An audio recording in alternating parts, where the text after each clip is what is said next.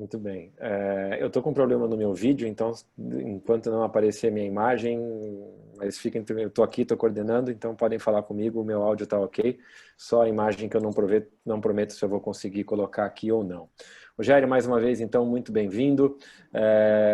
Mais uma vez vou te apresentar. O Rogério é um amigo do Rio de Janeiro, um cirurgião de segmento anterior, de catarata, como muitos dos que estão aqui na sala, já há 30 anos atuando no mercado do Rio.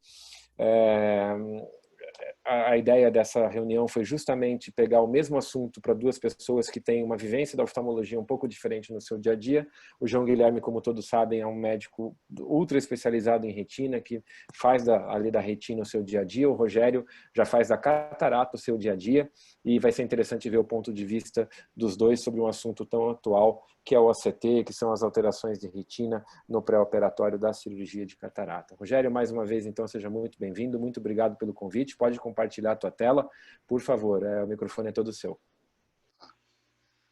Obrigado, Otávio, pelo convite, obrigado, Tom Milton, muita honra de estar aqui participando desse evento com vocês, amigos. É muito legal, vocês sempre estão participando, fazendo eventos científicos, então é muito legal, tá? Sou um cirurgião de segmento anterior, mas eu acho que a gente tem que preocupar também com a retina. Então, vou falar sobre o OCT de mácula na cirurgia de catarata e LIOS Premium.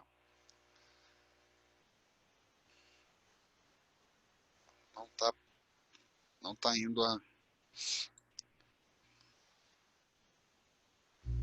Tua tela tá ok aqui para Travou. mim, só não trocou. Mas não tá trocando. Gente. Quer tentar sair Aí e entrar? já foi a segunda aqui. Perfeito.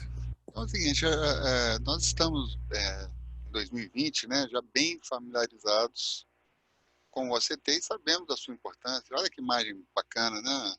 Histológica. A gente vê todas as camadas da retina, então é muito legal essa imagem e o que o OCT pode fazer pela gente. E como é que está a cirurgia de catarata em 2020? Ela é cada vez mais refrativa, né? E os pacientes têm uma expectativa muito grande em relação a resultados e melhoras rápidas. Só que, na maioria dos casos, são pacientes acima de 60 anos que carregam muitas comorbidades.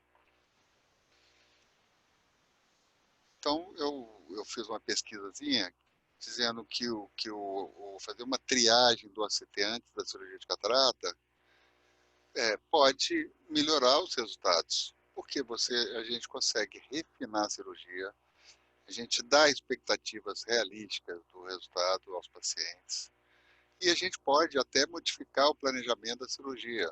Então não há razão para não realizá-lo.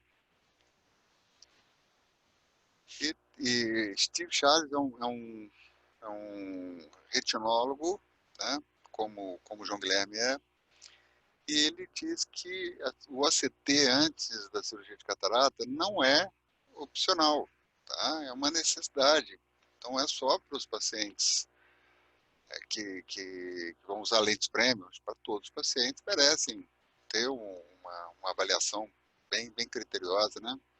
E ele diz aqui que o ACT é pouco utilizado no pré-operatório de catarata, e isso pode ser uma tática errada. A gente sempre está almejando não ter surpresas refrativas, né? Não ter um grau residual de meio, 0,75 e tal. Mas o paciente pode ficar insatisfeito pela surpresa visual, outras alterações além das alterações refrativas. A gente pode corrigir um erro, uma variação refrativa, né? Podemos fazer laser na córnea, podemos fazer lentes suplementares, a gente pode... Tem uma gama, o Sucoflex, né, uma lente suplementar, né, mas a gente não pode trocar a mácula. Né? Se tiver uma lesão na mácula, como é que a gente vai fazer? Né?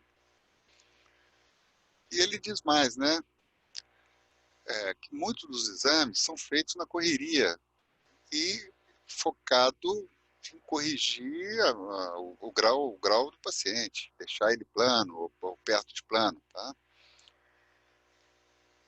Aí ele acaba a cirurgia, a gente focou ele ficou plano e ele, no final, não está vendo bem, né? Ele vai ficar infeliz, tá? Então, as expectativas dos pacientes são muito grandes todo o tempo. A gente faz uma tecnologia muito avançada na cirurgia de catarata, fazendo femtolaser, tecnologia do Wavefront, lentes premium, sistema Varian, Ora, e a gente usando toda essa tecnologia. E depois, no final da cirurgia, ele não está enxergando bem, ele vai ficar chateado. Tá? Se a gente esquecer, deixar para lá uma situação, um problema que possa ter, né, todo mundo, ou muita gente, vai dizer que foi o cirurgião que causou. Por exemplo, já tinha um buraco macular, e a gente pequenininho, que não foi detectado. E deixou para lá, não percebeu, fez a cirurgia e depois a visão não está boa, fez o ACT depois. E tem ali a lesãozinha na mácula, poxa, foi o doutor que causou, a comadre vai falar, o tio, a prima, a irmã. Então, isso é um problema para o cirurgião, tá? E, na maioria dos casos, a cirurgia de catarata não é feita pelo especialista de retina, né? A gente tem menos conhecimento dessas doenças maculares. Mas nós vamos ver aí que elas são basicamente 5 ou 6, tá? Mas então a gente pode, como vocês têm aí facilidade de ter um retinólogo trabalhando com vocês, junto a vocês, né, da gente dividir esses casos com o retinólogo, tá? Ah, muitas patologias retinianas só podem ser detectadas com o ACT. Por exemplo, essa imagem que nós estamos vendo aqui na esquerda da tela, parece uma retina normal, tá? Mas o ACT já mostra que tem um descolamento epitélio pigmentar subfoveal. Ele não vai ter uma visão bacana. Tá bem? No lado direito da tela, nós vemos na retinografia ali já um buraco macular. E sim, é uma imagem que a gente consegue detectar no exame de fundo de olho. Tudo bem. Tá? Então, o ACT vai confirmar o diagnóstico. Então, eu recomendo que se use o ACT antes de cirurgia de catarata para todos os pacientes, não só para lentes premium. Então, porque a cirurgia de catarata é para os pacientes se enxergarem bem, independente se é lente premium ou não, ou se é lente tórica, ou se é lente monofocal, se é esférica. Então, ele tem que enxergar bem. Né? Esse é o objetivo. É melhor a gente estar seguro que dizer desculpe, né? So sorry. Então, fazer o ACT em todos os pacientes previne surpresas visuais, dá pouco trabalho, é rápido. E se a gente encontra uma patologia, uma dúvida, temos um retinólogo para a gente dividir essas informações. E se a gente não faz isso, a gente pode ter uma gama de pacientes insatisfeitos, né, com o resultado. O contrário acontece. A gente toma todos os cuidados, nós vamos ter pacientes bem satisfeitos. Então, não rejeite o ACT até que alguma coisa pareça errado. Né? Eu vou fazer o fundo de olho, está normal, não precisa fazer o ACT, acho que a gente consegue identificar todos os problemas foveais. Não, não é o caso. Esse exame aqui de fundo de olho, né? A retinografia é perfeita e a gente vê lesões, né? Com telangiectasias e esquisas macular, que só são detectadas no ACT.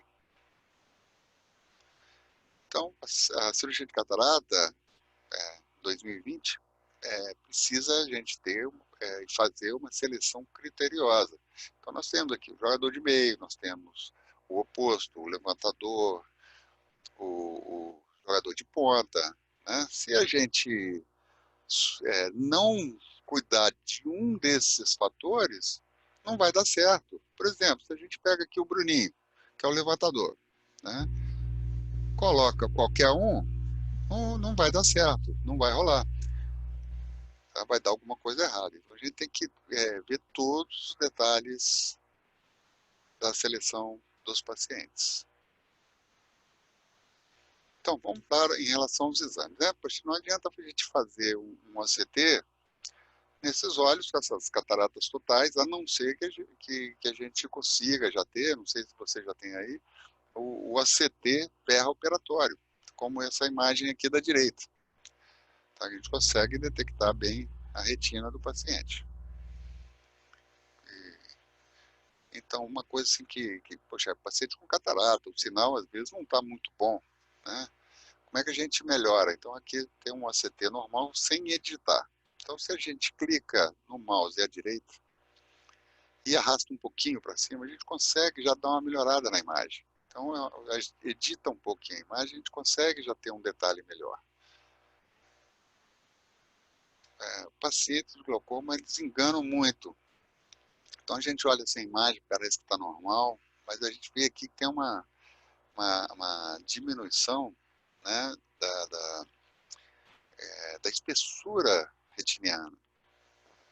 Então, pacientes que já têm glaucoma, né, a gente tenta fazer outras medidas, né, não só o five line, tenta a camada de fibras nervosas, células ganglionares, a gente vê aqui que tem bastante lesão, e a gente então faz a indicação de lentes, e mostra para o paciente, e faz o prognóstico com mais precisão. Pacientes míopes, assim, é bom, como é bom fazer, né? Que a gente acha que míope sempre vai ter uma degeneração miópica, a gente vê aqui que essa retina está bem bacana, né? E são pacientes que ficam bem satisfeitos, né, com o resultado de cirurgia. Uma coisa que é muito frequente é a tal da membrana epirretiniana, tá? Então, até vou pedir depois ajuda para o João Guilherme, né? Um caso como esse, assim, que tem uma...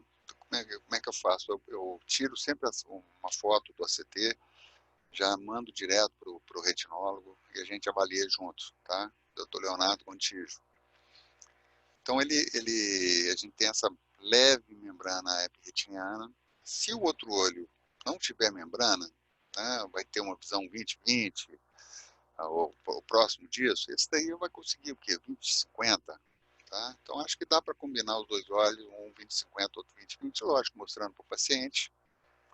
E agora, se ele não conseguir 20/50, né, se ele for para 20/100, 20/150, aí sim, você abre conversa com o paciente, falando, né, previamente da possibilidade de fazer uma vitrectomia e retirada da membrana.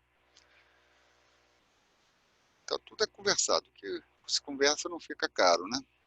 Então, aqui é outro caso de uma membranazinha, também bem plana.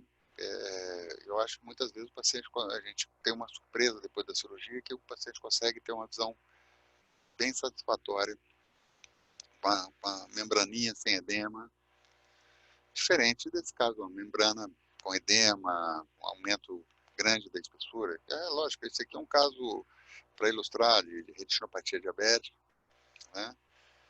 E aí sim tem que fazer uma cirurgia combinada, né? Tá?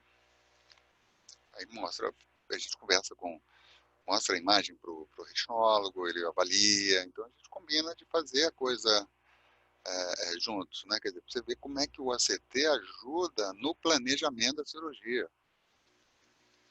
Esse caso foi dessa semana, a retinopatia diabética, já tinha feito laser, o outro olho eu operei, não tinha membrana, ficou muito bem, e aí eu já tinha mostrado para o paciente, aí fizemos a cirurgia combinada, catarata aí, vitrectomia, retirada da membrana, fez laser, né?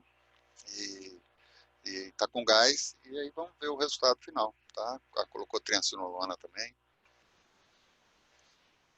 Então, os casos de retinopatia diabética com esses cistos enormes aí no caso tem que passar para o retinólogo e a gente discutir o que vai fazer, né? Catarata e o tratamento que ele sugerir, tá? Só para lembrar, esses casos todos que eu estou mostrando é desse ano, tá? De janeiro e até março, né? Que depois praticamente só teve um outro caso de míope, né? A gente conversar bem com o míope sobre a visão de perto, que muitas vezes ele perde, mesmo com a lente trifocal, mas assim, a gente estudar bem a anatomia, o ACT da retina do míope é bem interessante. Esse caso aí de um pseudo-buraco, você vê que a foto do fundo do olho não dá para ver nada, o mapeamento não vai ver nada. É só, você vê que tem as 5 linhas, né? Você vê que só na linha central que a gente vê uma lesãozinha. Quer dizer, as outras 4 medidas que estão acima, vê que está perfeitinho tudo. Então você vê que é importante para a gente detectar, e é foveal. Ele não vai ter, esse paciente não vai ter uma visão perfeita. Aí você coloca uma lente trifocal que tem diminuição da sensibilidade ao contraste. Nesse caso, ele vai ficar insatisfeito. Vai se mostrando para ele que a gente cuidou dele, fizemos um exame, que detectamos, e que ele coloca uma lente monofocal, ele vai ter uma visão um pouco diminuída, ele fica satisfeito. Descolamento do epitélio pigmentado da retina, muito comum, né? Pacientes idosos, né? Então a gente faz um mapeamento, tudo bacaninha, aí faz o CT, já vemos ali o descolamento do epitélio pigmentado. Então aqui também a gente discute com o retinólogo se a gente, o que vai fazer, se vai fazer um tratamento quimioterápico associado à cirurgia de catarata, tá? Ou se deixa para um tratamento a posteriori. Mas eu gosto de fazer, nesse caso aí, fazer o quimioterápico logo no final da cirurgia, né? Outro caso de degeneração macular, tá? Nesse caso aí não tem erro, tem que tratar junto, não dá para colocar uma lente trifocal. Tá? Então, só para lembrar, gente, o sinal com catarata vai estar ruim. E a gente facilmente, clicando o mouse à direita e arrastando um pouquinho para cima, a gente já tem uma imagem bacana. E a gente fica bem feliz quando isso acontece, que a gente vai poder fazer o melhor para o paciente com a cirurgia de catarata. Outro caso sem editar, a gente perde aquela área de visão central, né? E editado a gente já vê o detalhezinho da FOV. Coisa também muito comum, essas trações vitreomaculares leves. Então eu mostro a foto para o retinólogo, né? Tem casos e casos, né? Tem casos levezinhos assim, que ele fala, não, pode fazer a lente trifocal sem fazer uma vitrectomia, mas já tive casos que essa tração estava muito grande, ela tinha edema, ela estava quase fazendo o buraco, né? E aí, com certeza, era contraindicado as lentes trifocais. Tá? E muitas vezes, casos mais graves, fazemos a cirurgia combinada. Aqui é um caso assim, bem interessante, que sempre, é relativamente comum, tá? Tem uma membranazinha tênue no olho direito, tá? Sem edema, e no olho esquerdo a gente vê ali que essa membrana, ela poupa a área foveal. Então, nesse caso, eu tenho assim, uma certa experiência, assim, talvez uns 15, 20 olhos, que nesse caso eu coloquei, da esquerda, eu coloquei a lente multifocal. E o paciente conseguiu visão perfeita. Nesse caso do olho direito, eu não faria uma lente trifocal, mas eu poderia, nesse caso, combinar uma lente de foco estendido, por exemplo, no olho direito, e uma lente trifocal no olho esquerdo. Ou uma lente monofocal mesmo, né, no olho direito. Então, tudo mostrando para o paciente, conversando, né, ele vai entender e a gente fica tranquilo. Então, esses casos aí de membrana, como eu falei, membrana leve, membrana parafoveal, né, poupando a FOV, eu faço trifocal sem problema nenhum.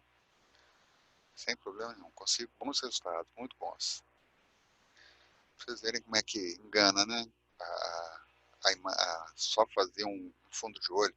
Então, você vê que a foto ali está perfeitinha, o mapeamento também. E aí a gente faz o ACT, você vê que tem a imagem 1 e 2, 4 e 5.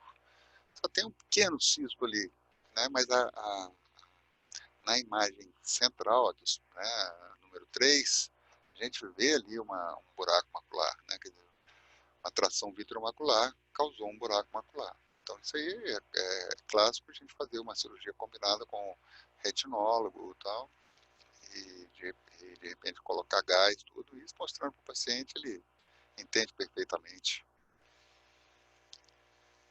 Outro caso, degeneração macular,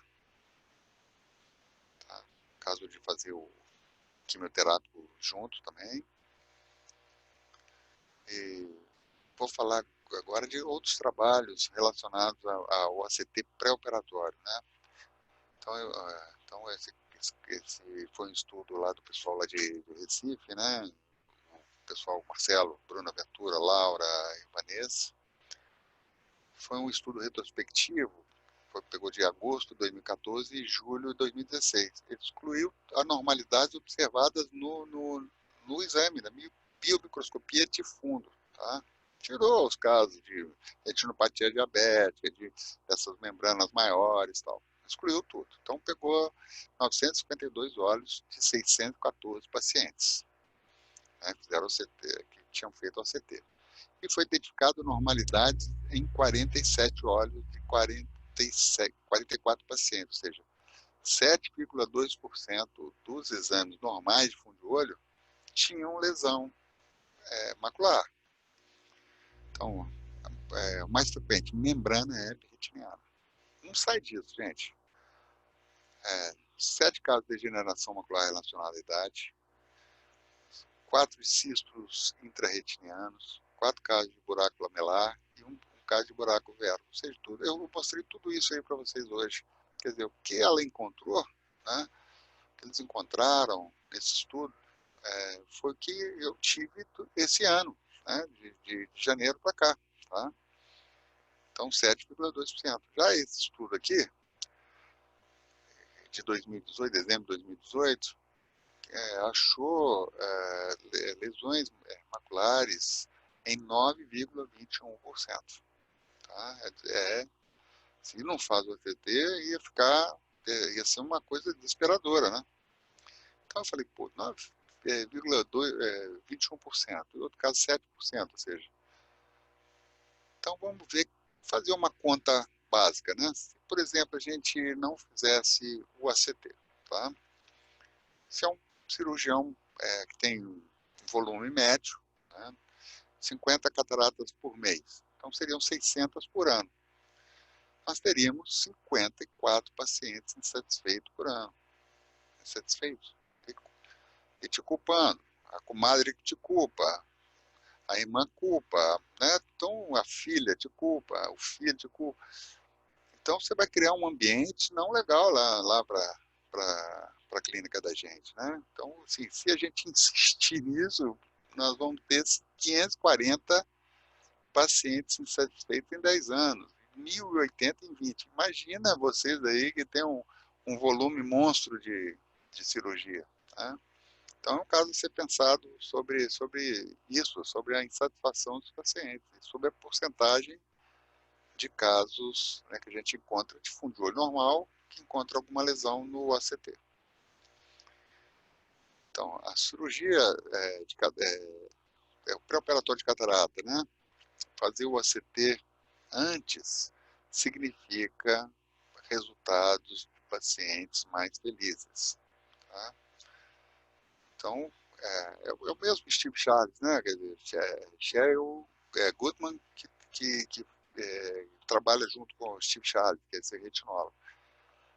Então, a gente evita, né, lembrando que naquele início, né, as surpresas visuais. Né? Surpresa refrativa a gente pode resolver de alguma forma. Né? Surpresas visuais não dá para trocar a mácula. E a gente tem que falar, né? O Hamilton sempre gosta desse aspecto, assim, de quanto que isso vai custar, se vale a pena, tal, né? Qual é a porcentagem de pacientes que poderiam pagar por um exame extra de imagem? Quanto é que vocês acham? Então, esse estudo mostrou aqui 64,4%. Né? Não é 100%, nem todo mundo vai pagar. Lá na minha clínica, conversando bem, explicando as vantagens, a gente vai fazer uma avaliação mais criteriosa, microscópica da retina, eu consigo ali 75%, 80%. Tá? Não cobro o valor de um OCT, a não ser que seja paciente retinopatia diabética, o paciente que já tem glaucoma, aí eu vou cobrar o preço cheio. Né? Então, normalmente eu cobro o quê? 60% do valor, né? Para fazer um screening, né? Uma triagem desses pacientes, que a coisa é muito rápida. Tudo, né? E aqueles 20% que não querem pagar, eu faço assim mesmo, para exatamente não ter um ambiente de pacientes insatisfeitos lá na clínica. Tá? Eu faço, nem imprimo, ela manda foto para mim, a técnica manda foto para mim, e eu analiso e tudo certo. Tá? Mas pelo menos 80%, 75%, 80% paga tranquilo. Então, a gente cuidando de todo esse aparato tecnológico, todos esses exames pré-operatórios, né? E fazendo a seleção muito criteriosa dos pacientes, a gente pode ganhar a medalha de ouro. Muito obrigado a vocês todos. Muito obrigado, já a gente que agradece. Eu acho que, João Guilherme, se você quiser ir compartilhando a tua tela, por favor. Enquanto isso, Rogério, quero fazer assim umas perguntas aqui bem rápidas, bem práticas. Paciente teu, aquela membrana hiperretiniana que a visão ainda é boa, que você achou pelo OCT só a membrana e você quer colocar uma lente trifocal, coloca ou não? Quer dizer, se a membrana, né, eu mostrei alguns casos de membrana, né? De membranas, né? Quando aquela membrana já cobre a fóvea, tá? Eu não faço, não. Entendeu? Eu posso fazer um foco estendido, tá? Perfeito. Mais uma. DMRI. Mas se, por exemplo, naqueles casos ali, que a fóvea está preservada e tem a membranazinha parafoveal, eu faço. Eu tenho uma casuística assim boa de pacientes com a membrana parafoveal, eles conseguem a visão espetacular, tá? Joia, mais uma. Aquela DMRI bem inicial que você pegou também ali pelo ACT, colocar lente multifocal ou não? Não, aí não. Não conseguem, diminui a sensibilidade ao contraste, não ficam felizes, não. Tá? Não ficam mesmo. Então, eu já sou mais medroso nesse aspecto. Sabe? Joia. Velho, mais uma vez, obrigado. Vamos, então, agora, pela hora, passar aqui para o João Guilherme. E acho que no final a gente consegue voltar e colocar todo mundo junto aqui na discussão. Tá. João Guilherme, você consegue já tocar daí? Tá aparecendo o slide inteiro ou tela do apresentador aí, só para eu ver aqui? Tela do apresentador. Porque eu não estou conseguindo ver a tela, não sei se eu sair. Não, a tela já está compartilhada, mas está como tela do apresentador. Tá, só um pouquinho.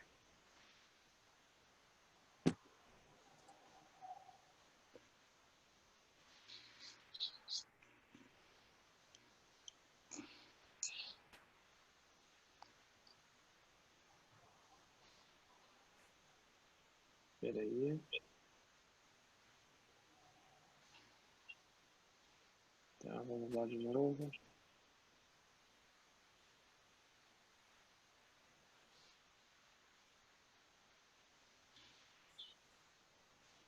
Ok? Deu agora, hein? Joia, agora sim. Bom, inicialmente gostaria de agradecer o convite, né? É um prazer. Vocês todos bons amigos. Dr. Rogério, excelente aula. Doutora Heloísa, mais uma vez, né? Agradeço a presença aí, importante seu recado, e amanhã todos vamos estar lá para prestigiá-la. Doutora Milton, doutor Otávio, obrigado pelo convite, é um prazer, vocês têm excelentes retinólogos no serviço de vocês, pessoas que são referência aqui em Curitiba, no estado do Paraná, então para a gente é realmente bem bacana poder estar aqui e discutir com todos essa questão do OCT e do pré-operatório de catarata. Então, a gente vai repetir algumas coisas que o Dr. Rogério falou, por isso que eu vou tentar ser bem objetivo e bem prático para que a gente possa ter um pouco de espaço para discussão. O Dr. Rogério muito bem apresentou alguns estudos, a gente também vai apresentar, mas basicamente já vou dar a minha ideia inicial aqui para vocês. A minha opinião é o seguinte: não tem cabimento fazer cirurgia de catarata sem realização de OCT. Ponto final, é pacífico, porque eu sei muito bem as queixas que os pacientes apresentam depois que os cirurgiões de catarata fazem a cirurgia de catarata com uma alteração macular. Esse é meu dia a dia. Eu não faço cirurgia de catarata, a gente só faz tratamento de retina, seja ele clínico ou cirúrgico. Então, eu sou o que escuta muitas queixas de vocês, e sou aquele que muitas vezes tem que dizer, não, a catarata estava muito densa, não dava para ver a alteração do fundo de olho.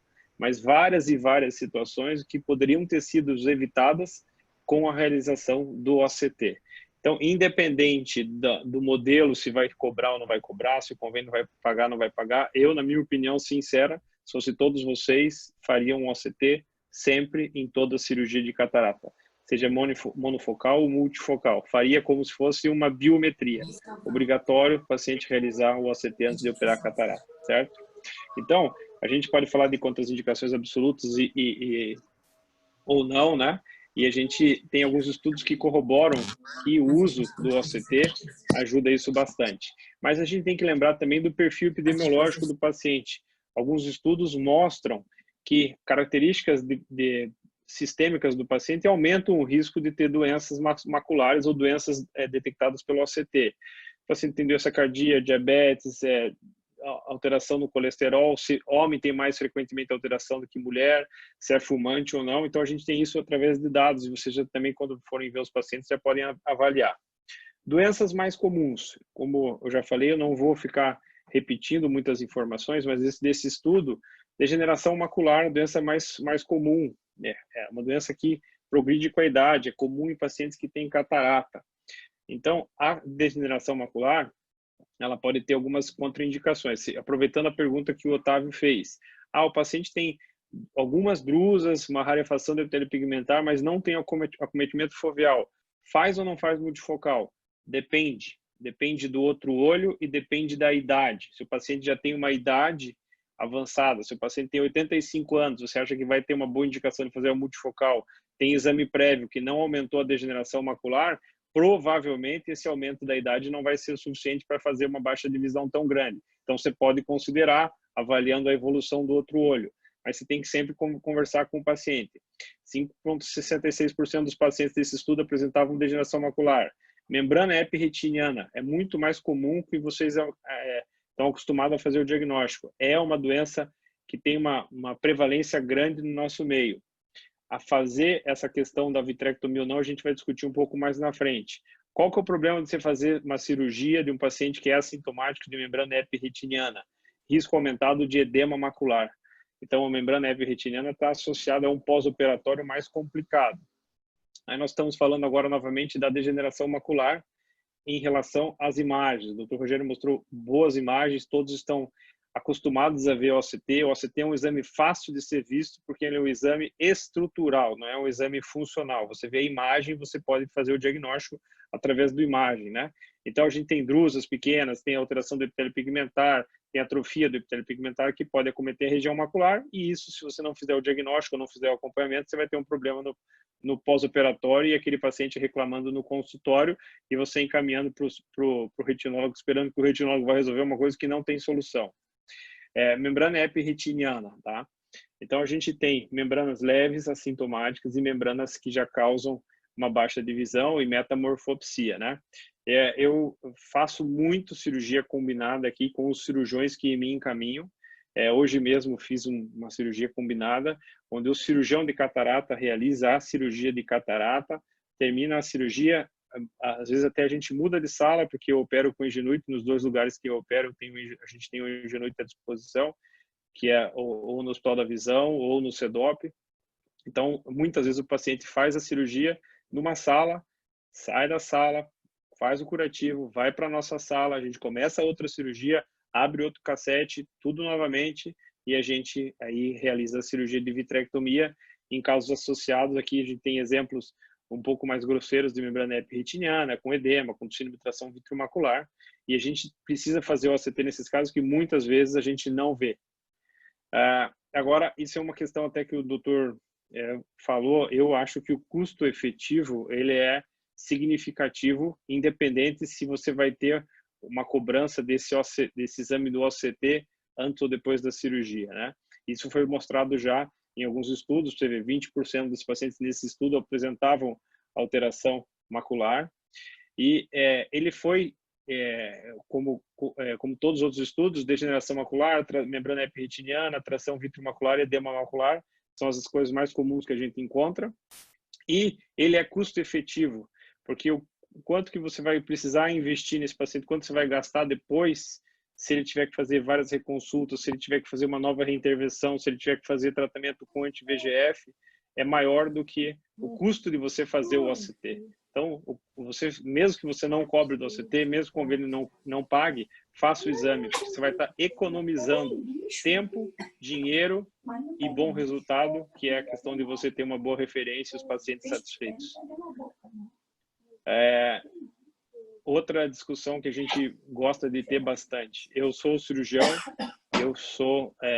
eu tenho por hábito ter bastante indicação em vários casos, até pelo tempo que a gente já faz isso e por uma certa segurança e de bons resultados.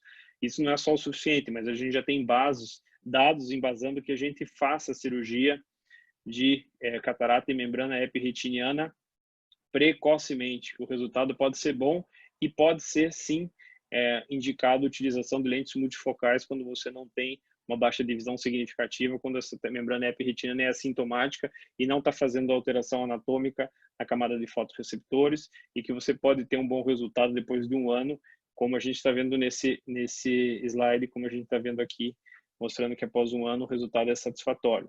Tem o problema dessa opacidade de cápsula posterior, porque muitas vezes a gente coloca uma bolha de ar ao final da cirurgia, e a própria vitrectomia pode levar a isso, né?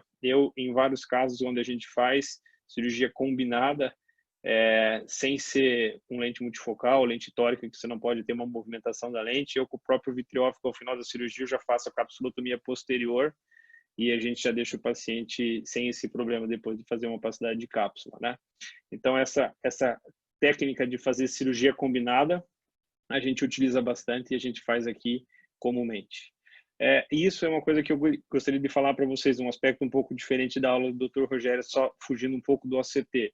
Gente, opacidade vítrea atrapalha muito o resultado de lente multifocal, né? Até a gente já fez um artigo na Sociedade Brasileira de Catarata, que a gente publicou numa revista de catarata, quando o Dr. Pedro Paulo Fabra era presidente, e a gente justamente discutiu isso. Opacidade vítrea, a gente tem que dar importância, porque opacidade vítrea, ela dificulta a penetração da luz, e você pode, em casos de multifocais, vocês entendem da lente muito melhor que eu, pela essa questão do foco, você pode ter problema e ter resultado ruim na tua cirurgia multifocal, a mácula normal, mas o vítreo está ruim. Então, a gente tem que lembrar que floaters e descolamento de vítreo com sintomas, eles atrapalham e podem fazer um resultado ruim da cirurgia, que vocês vão fazer com toda a tecnologia, com o cálculo biométrico perfeito, mas a opacidade vítrea vai incomodar nos pacientes que já têm queixas muito, e alguns que não tinham queixa, depois que desenvolverem opacidade vítrea, descolamento de vítreo, vão ter queixas visuais e vão reclamar e vão incomodar vocês no consultório.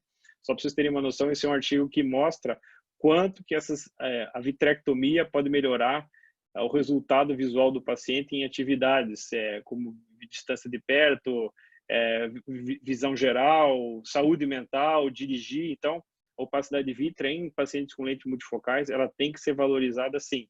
Claro que em casos mais severos de halose asteroide, onde você já tem esse diagnóstico, a gente pode associar a vitrectomia já durante o primeiro procedimento cirúrgico, já fazendo a remoção do vítreo. Não é uma remoção total do vítreo, você não tem que fazer grandes manobras para fazer shave vítreo ou nada disso, mas você já pode melhorar o resultado da tua cirurgia fazendo uma cirurgia combinada. Por isso que eu estou mostrando esse estudo aqui também, que mostra que depois de 12 meses os resultados atingidos são muito bons quando você faz a vitrectomia em opacidades vítreas que são severas e significativas com sintomas, né, preferencialmente. Mensagem aqui reduzida, objetiva e clara. Façam OCT. é melhor para vocês e é melhor para o paciente. Associar ao perfil do paciente para você saber quais são os que têm maiores riscos. Degeneração macular, estágio da doença, idade do paciente. Membrana epirretiniana, sintomática, cirurgia. Assintomática, avaliar pelo outro olho, a cuidado visual, mas sabendo que existe essa possibilidade. Opacidade vítrea, acabei de dizer o quanto é importante. E, claro, na dúvida, o relacionamento, você ter um retinólogo perto, um retinólogo que esteja sempre disponível, que possa discutir a imagem e vocês confiarem no retinólogo e ter essa troca de informações é o mais importante, sem dúvidas nenhuma. O Dr. Rogério já falou sobre isso, tem um retinólogo lá super experiente ao lado dele, isso ajuda bastante e vocês têm aí no serviço de vocês boas referências, então usem e abusem dos retinólogos e que eles não fiquem bravos comigo. Bom, muito obrigado, pessoal. Muito bom, João Guilherme. Muito obrigado. Eu acho que a mensagem fica clara, né? O ACT é uma tecnologia que veio para fazer parte do dia a dia da oftalmologia geral e não mais só de quem está no serviço de retina. Pense que você responder, acho que esse é o ponto-chave que tanto o Rogério quanto o João Guilherme apontaram e falaram, você fazer o ACT depois da cirurgia e aí achar alguma coisa e por mais que você tente daí falar alguma coisa para o paciente, ele vai no outro colega e vai falar, mas por que não fez esse ACT antes, né? E aí fica aquela situação que o João Guilherme falou. Então, acho que, no mínimo, as apresentações de vocês reforçam muito o quanto a gente tem que prestar atenção nesse exame, o quanto a gente tem que perder algum tempo para explicar para o paciente que mesmo o convênio não cobrindo, é importante fazer. A palavra-chave aqui é segurança e previsibilidade. Hamilton, por favor, eu queria que você falasse um pouquinho, você tem batido muito nesse assunto nas nossas reuniões, segurança, previsibilidade, ACT prévio, acho que isso ficou bem claro na opinião dos dois aqui hoje à noite. Eu estou assim, adorando esses webinars que a gente está fazendo e estou adorando porque está sendo muito mais eficiente, porque parece que todas as reuniões presenciais. O primeiro é assim, as pessoas às vezes confundem o PAN, ou seja, o Potential Acuity Meter, com previsão de acuidade visual normal. Eu batalho muito, há muitos anos sobre isso. O PAN, eu tenho uma tese sobre o PAN, sobre o Super Pinhole do McIntyre, e ele não serve para o tipo de previsão de função foveal que nós estamos falando com o ACT. Ele não se compara com esse tipo de exame atual. Nós estamos fazendo uma investigação nesses dias agora para aqueles casos que o Rogério apresentou de uma catarata muito branca, onde não entraria o ACT através da retino, da coisa multifocal, como é que é? O diopsis, que é o eletroretinograma multifocal. Ainda não tem a precisão que a gente gostaria, mas ele traz mais dados da função macular do que simplesmente aquela possível visão que a gente tem das cores numa catarata total. Mas esses casos são tão mais raros hoje em dia, é tão mais frequente, até mesmo no serviço de residência, aquele paciente que vai operar a catarata e a gente consegue ver o fundo de olho. E os ACTs hoje em dia estão entrando muito legal e realmente fico muito contente em ver assim, essa obrigatoriedade que vocês estão dando para evitar 7% é muita gente, Rogério. A cada paciente insatisfeito, você tem 7 pacientes provavelmente escutando essa insatisfação, e a cada paciente satisfeito, no máximo, você tem 3 pacientes escutando a satisfação dele. Então, é mais do que o dobro o que você produz de dano quando você tem um paciente insatisfeito. Então, se a gente fosse pensar do ponto de vista de resultados, 7% de pacientes insatisfeitos é como se fosse 21% de pacientes insatisfeitos. É um mundo de gente. E não dá para a gente aceitar esse tipo de estatística hoje em dia numa lente premium. Meus parabéns para vocês dois. Eu estou muito satisfeito com o que vocês falaram hoje. E não sei, o Otávio deve ter algumas perguntas a mais. Eu teria algumas perguntas, eu não quero monopolizar aí. Eu vou pedir que o Rafael Ferrer abra o microfone dele um pouquinho, O Rafael tem vivido o dia a dia da nossa clínica lá do Médicos de Olhos S.A. e faz o papel do João Guilherme lá para nós e garante que ele também aguenta bastante das queixas dos pacientes. Semana passada fizemos uma cirurgia conjunta, eu fiz a faco, ele fez uma retirada de membrana lá no Ingenuity. Então, muito do que o João Guilherme estava falando ali do dia a dia, a gente também acaba vivenciando. Rafael, eu queria, por favor, que você desse a tua opinião para a gente poder aqui melhorar engrandecer aqui nosso conteúdo. Legal. Boa noite a todos. Desculpe, estou com um problema de vídeo. Parabéns aos palestrantes e pela aula. E eu assino embaixo o que o Dr. João Guilherme falou. Eu acho que o OCT já é parte de toda a cirurgia de catarata, até de outras cirurgias. A gente ter essa garantia, essa segurança de que nós estamos levando ao paciente esse cuidado de que a mácula está sendo avaliada e o pós-operatório vai ser mais tranquilo, não há dúvida alguma. Eu acho que isso nos tira de situações de saias justas, de você não ter observado antes, nos livra, às vezes, de problemas legais.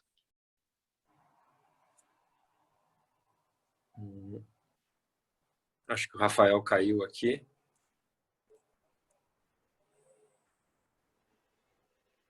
Joia. Heloísa, então, já são 21 horas, já estamos com o horário adiantado, depois eu me comunico aqui com o Rafael, peço perdão aqui pela queda de conexão, pena, mas Heloísa, por favor... O pessoal da catarata está sabotando o Rafael aí da retina. Heloísa, nós temos aí praticamente 50 médicos na sala, por favor, eu vou fazer uma pergunta para você, assim, para você responder em uma palavra e depois você dá o teu recado de novo, então, da eleição. Vamos aproveitar você aqui. Aquele pacientinho com glaucoma inicial, você também tem lá o OCT na tua propedêutica, está controlado, mas usa lá, prostaglandina, vai. Você coloca uma multifocal, tenta resumir para mim. Então, essa era uma pergunta que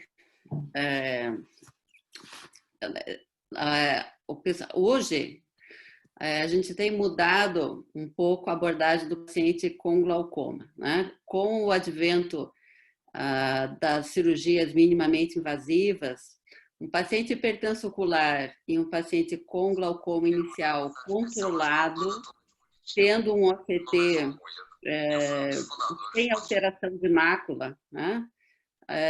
Eu acredito que sem alteração com preservação, se tiver a doença controlada, a gente pode fazer um implante de uma multifocal, né?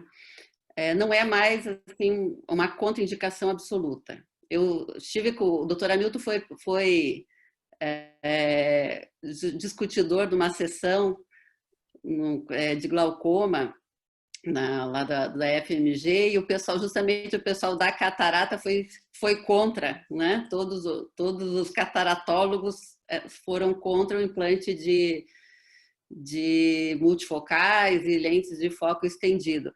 Mas nós estamos entrando numa outra era. Eu acho que diria para vocês que seria o glaucoma 2020, né? Nós operamos antes esses pacientes utilizando outros dispositivos, associando então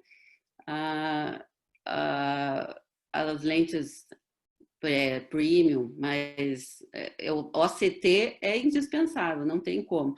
Agora, eu sou um pouco mais cautelosa, né? Não faria isso de você fazer uma cirurgia de membrana epirretiniana e colocar uma multifocal depois, né? Trabalho bastante com o João Guilherme e a gente tenho bastante paciente em comum,